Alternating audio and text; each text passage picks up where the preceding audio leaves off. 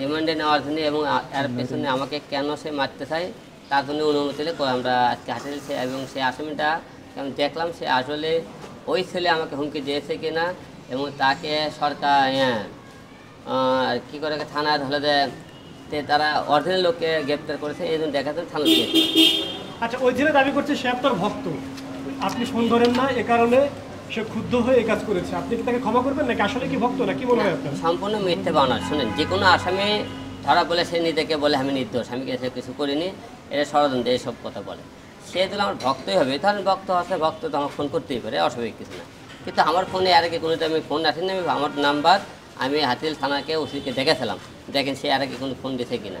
সেদিনকে সেই দিন 4বার ফোন দিয়েছিল, দিন আমাকে হত্যার হুমকি দেয়। এবং সে ধরেন আমার ভক্ত হলে সে আমাকে 2টা পয়েন্ট, আমার সন্দেহ লাগছে 2টা জায়গা। একটা জায়গা সে বলেছে তুই আমার ভাইয়ের বিরুদ্ধে কথা কেন বলিস মিডিয়াতে, 1। 2 নম্বর, আমি ঢাকার বাইরে আছে, 7 দিনের মধ্যে আছে, তোকে মেরে ফেলে দেবো, মেরে তোকে বুড়িগঙ্গাতে নদীতে ফেলে দেবো। সে আমার ভক্ত হলে তার ভাইয়ের বিরুদ্ধে কথা বলে মিডিয়াতে, সে এই কথা কেন বলবে? তার ভাই ডাকি, তাহলে তো ভক্ত হলে তো এই কথা বলার কথা না। এবং সে আমাকে 7 দিন পর মেরে ফেলে দেওয়ার হুমকি দিল। তাহলে আমার ভক্ত হলে সে আমাকে মেরে ফেলে দেবে কেন থাকবে? সে তো আমাকে মেরে ফেলে দেওয়ার কথা না। তাই অবশ্যই সে অপরাধী, তার এর পেছনে বড় ভাইটাকে তাকে খুঁজে বের করলে এই জিনিসটা বুঝতে পারবো। আপনি কি তার এখন কি শাস্তি চান? সর্বোচ্চ শাস্তি চান? তার অবশ্যই সর্বোচ্চ শাস্তি চাই, কারণ তাকে শাস্তি না দেওয়া হলে এরকম অহরহ লোকজনকে ফোনে হুমকি দেয়, অহরহ লোককে ফোনে ডেকে মিথ্যা কথা বলে ডেকে নিয়ে তাদেরকে মেরে ফেলে দেয়।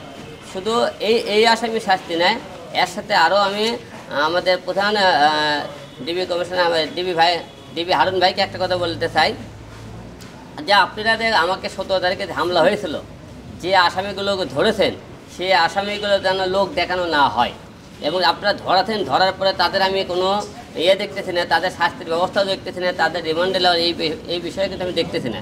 যে আপনারা কি লোক দেখানোর জন্য সেই আসামিদেরকে ধরেছেন কি না, এবং তারপর আমরা 2টা শাস্তির ব্যবস্থা এই কেন করতে চাই, দেশের জনগণ দেখে এইরকম হামলার শিকার যেন কেউ না হয়, তাদেরকে বিচার করা হয়। এবং আমরা একটা বিষয় দেখতেছি যে প্রথম দিন তারা 16 জন আসামিকে ধরেছিল, আমি পরশু দিনে দেয় বলে সেই 16 জনের মধ্যে 7 জনকে তারা রেখেছে, বাদ বেঁকে বলে তারা ছেড়ে দিয়েছে। কিন্তু তাদেরকে কেন ছেড়ে দেওয়া হলো জানি না, তারা এই মামলাটা তারা যুক্ত আছে কি জানি না, সেই আসামিগুলো কিন্তু আমাকে দেখানো হয়নি। আর পরের দিনে আবার 7 জনকে ধরেছে, সেই 7 জনকে তারা দেখেছে, মোট 15 জন বলে আছে এখন বর্তমানে আসামি। সে 15 জন আসামি তারাকে ধরা পর্যন্ত হবে কি না, এবং আমাদের প্রধান 1 নম্বর যে আসামি, সে আসামি কিন্তু এখনও তারা ধরেনি, যা 1 নম্বরের আসামি তা এখনও ধরা পড়েনি। এবং সেই জন্য বলছে তাকে কেন ধরা হইতেছে না 1 নম্বর আসামিকে, এবং আমি শুনেছি সে নাকি একজন শক্তিশালী দলের কাছের কোনো লোক, এই ধরনের ঘটনা শুনেছি আমি। এখন প্রশ্ন, এই আসামিগুলো আমরা ধরা পর্যন্তই না আমরা এদের দুটো বিচার দেখতে চাই। তাই আমার কথা, যারা অন্যায় করবে তাদেরকে কিন্তু সর্বোচ্চ শাস্তি না দিলে দেশের জনগণ আইনের প্রতি আস্থা হেরে দেবে। কারণ আপনারা আমাদের লোক দেখানো তো আসামি ধরেন, তাহলে ভুল করবেন। তাই আমরা কিন্তু এর বিষয়ে ক্ষমা করবো না।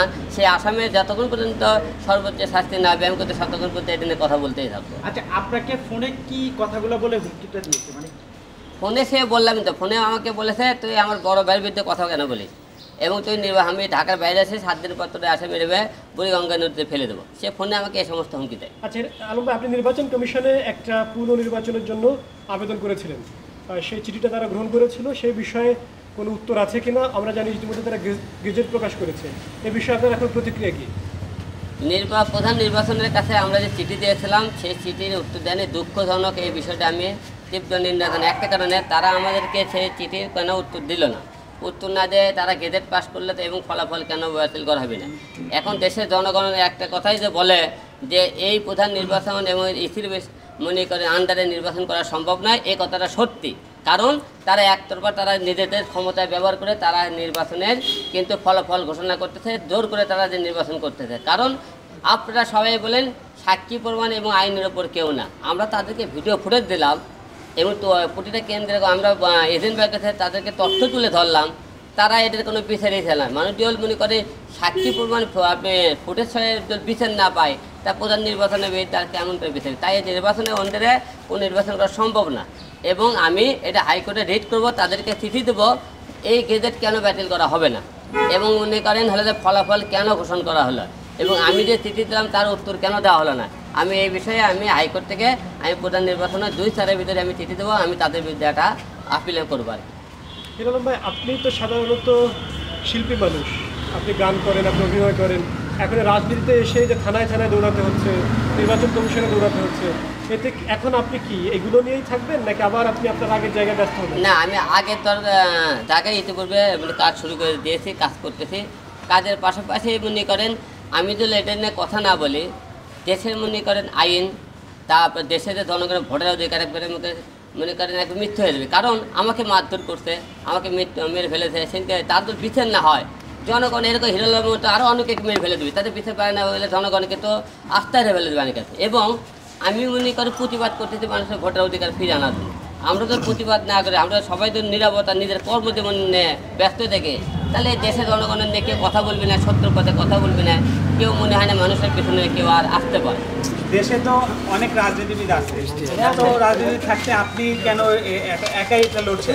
আর আপনি কতদূর আগাতে পারবেন কি মনে হয়? আমি এটা বিরুদ্ধে লড়তেছি একটা কারণে, আপনারা সবাই জানেন যে অনেকেই আছে, অনেকেই কথা বলে না, কেউ না কেউ কথা তো না বলেন যে পৃথিবীতে আইন বলে কিছু থাকবে না, সত্য পথে কথা বলে কিছু থাকবে না। তাই আমাদের সত্য পথে কথা অবশ্যই বলতে হবে কেউ না কারণ, কারণ সত্য পথে কথা বললে আমার মনে করে জানি আমি জানি আমার মৃত্যু এবং জেলখানা আমার জন্য অপেক্ষা করতেছে। কারণ একটাই যে এই যে আমি সত্য পথে কথা বলে আমাকে মেরে ফেলে দেয়, হুমকি অলরেডি চলে এসেছে এবং কিছুদিনের মধ্যে আমাকে জেলখানাও রাখতে পারে ও অথবা মেরেও ফেলে দিতে। কারণ এটা প্রমাণ ইতিপূর্বে আপনারা আমাকে দিয়ে কিন্তু দেখতে পারতেছেন যে আমি এবং নির্বাচনের জন্য যে মারধরটা করেছে, এরকম মারধর কোনো ক্যান্ডিডেটের উপর কেউ করতে পারে। এবং মারার পরে যে ফলাফলটা সুষ্ঠু ঘোষণা হয়নি, সেটা নির্বাচনের কমিশনের কাছে গেল, এই ধরনের সুষ্ঠু বিচার পাওয়া গেল না। তাই সত্যের পথে কথা মনে মানুষ আস্তে আস্তে বলা বন্ধই করে দিতে পারে। আচ্ছা আলম ভাই, এই যে আপনাকে হত্যার হুমকি দিচ্ছে, আপনার বাসার সামনে এসে আপনাকে হত্যার জন্য চেষ্টা করছে, এই জন্য যে আপনি পুলিশের কাছে যে কমপ্লেন করছেন,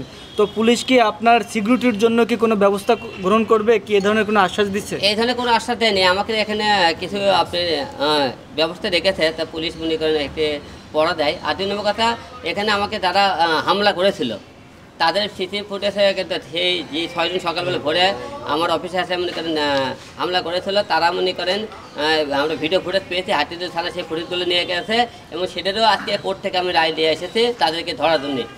না, আমার এটা যে আপনার সিকিউরিটির জন্য কি আপনাকে কোনো আশ্বস্ত করছে বা আপনার দিতেছে সিকিউরিটি আমার অফিসের সামনে দিতেছে। আলম ভাই, যে ছেলেটা আপনাকে ফোনে হুমকি দিয়েছে তার কোনো ঠিকানা পাওয়া গেছে কিনা বা আইডেন্টিফাই করতে পেরেছেন কিনা তাকে? সিলেট এই পর্যন্ত জানি।